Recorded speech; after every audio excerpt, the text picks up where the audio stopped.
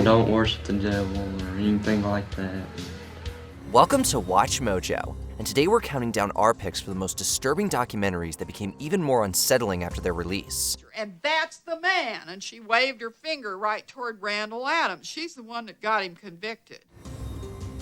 Number 10, The Jinx. In 2015, everyone was talking about this HBO documentary series. I've said nothing to nobody about anything. So people out there have gotten very used to the fact they can say anything you want because I'm never going to give an interview, so it's never going to be disputed. The Jinx, The Life and Deaths of Robert Durst, unpacks the strange case of the real estate inheritor who is suspected of murdering 3 people, including his own wife, Kathy Durst. Director Andrew Jarecki, who also made a fictional film inspired by Durst called All Good Things, managed to get the notorious recluse to open up. Did you have anything to do with the disappearance of your wife? No. I don't know where she is. I don't know what happened to her. I don't know how it happened to her. I had nothing to do with what happened to her. This was Durst's downfall, as audio captured him confessing to the crimes. Killed them all, of course. The day before the last episode aired, he was arrested for the death of a friend, Susan Berman, and was later found guilty. Number 9, Gimme Shelter. As one of the most famous music documentaries of all time, this film has a disturbing story behind it. 1970's Gimme Shelter follows the Rolling Stones as they wrap up their 1969 tour. We need a doctor under the left-hand scaffold as soon as possible, please. The doc takes a distressing turn when it reaches the Altamont Free concert. Taking place in Northern California, the band played to a crowd of roughly 300,000, with Hell's Angels acting as security. Come on now.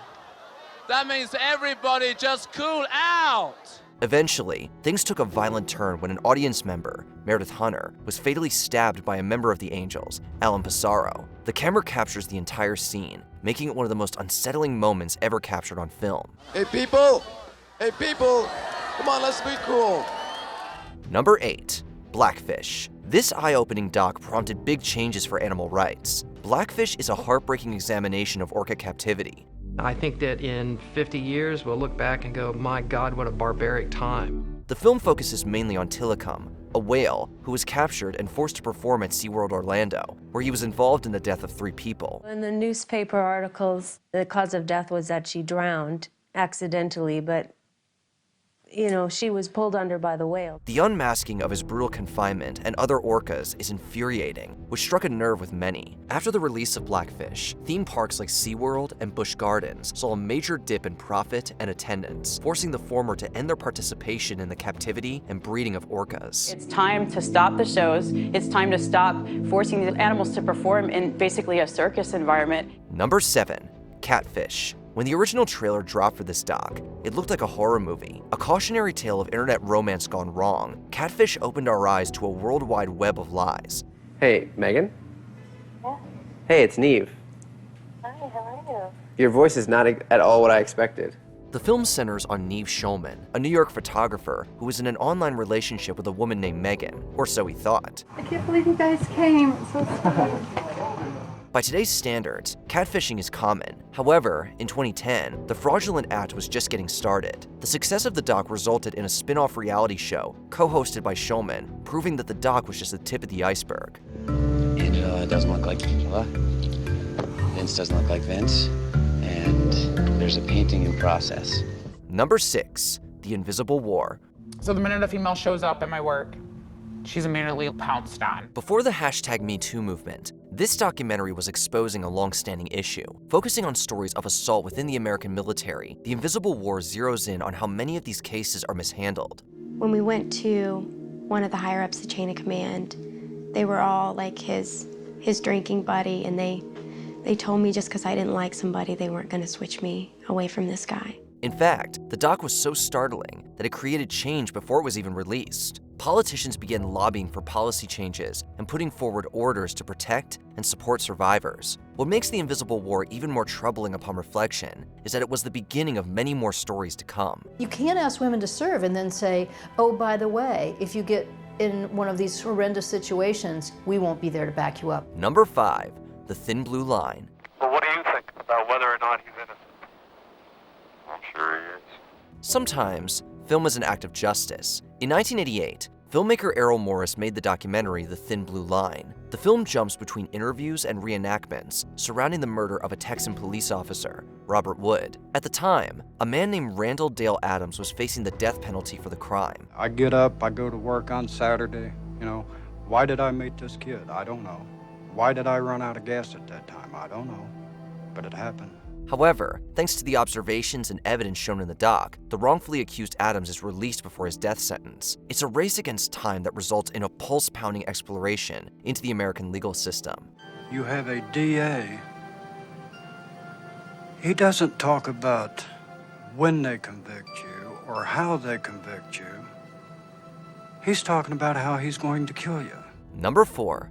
Paradise Lost Trilogy. This 3-part documentary spans decades, covering the disturbing case of West Memphis 3. Damian Eccles told the church's youth minister he had a pact with the devil and he was going to hell. Between 1996 and 2011, the Paradise Lost Trilogy detailed a chilling case of 3 teenagers who were convicted of committing the horrific deaths of 3 young boys in Arkansas.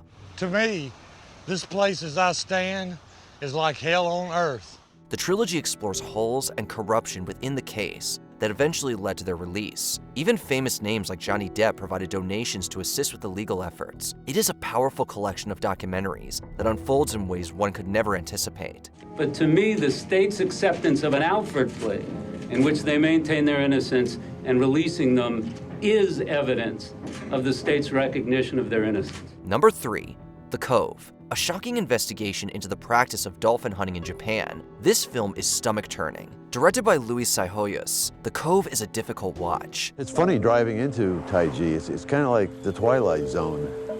It's so bizarre because if you didn't know what's going on over here, you would think this is a town that loves dolphins and whales. The movie argues that over 20,000 dolphins are captured, sold, or slaughtered in Japan each year. It is a jaw-dropping fact made even more unsettling by the brutal footage that Sayhoyas captured. When the film was released in 2009, it faced criticism for some of its film practices and its framing of Japan. The fishermen here who do this tell you this is our tradition, this is our culture. You don't understand us. You eat cows, well, we eat dolphins. Well, the truth is, that's the big lie. How can it be their culture, their tradition, if the Japanese people don't even know about it? Unfortunately, this muddles its neutrality as a documentary. Nonetheless, it is a harrowing tale of a dangerous practice, harming one of the ocean's most precious beings. Today they would kill me if they could. And I'm not exaggerating. If these fishermen could catch me and kill me, they would. Number 2.